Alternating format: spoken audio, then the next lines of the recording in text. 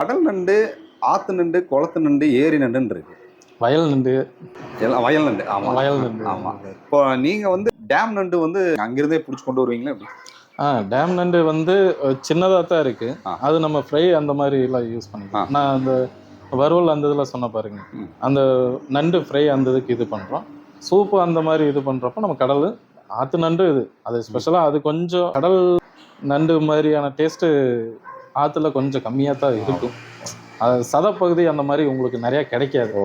கடல் நண்டுங்கிறப்போ உங்களுக்கு சதை நிறைய இதாக இருக்கும், டேஸ்ட் நல்லா இதாக இருக்கும். இது நம்ம நல்லா தட்டி போட்டு சூப்பு வைக்கிறப்ப அதோட டேஸ்ட்டு தனி. மேக்ஸிமம் சளி பிடிச்சா நண்டு சூப்பு தான் நான் அதிகமாக இது பண்ணிட்டு. நண்டில் என்னென்ன பண்ணலாம் சார்? நண்டில் இது ஒன்று தாங்க, சூப்பு வைக்கலாம். மற்ற கிரேவி டைப் அந்த மாதிரி இது பண்ணலாம். அப்புறம் என்ன வெஜ்ஜு மாதிரி அது முருங்கைத்தலை அதெல்லாம் போட்டு நம்ம அது கிரேவி டைப் பண்ணோம்னா இன்னும் ரொம்ப நல்லா இருக்கும். வறுவல் போடலாங்களா? வறுவல் கண்டிப்பாக. ஃப்ரை அந்த இதில் மசால் தடவி அது நல்லா அப்படியே மென்று சாப்பிட்டுக்கலாம். வேறு லெவலில் இருக்கும். கண்டிப்பாக சூப்பராக இருக்கும்.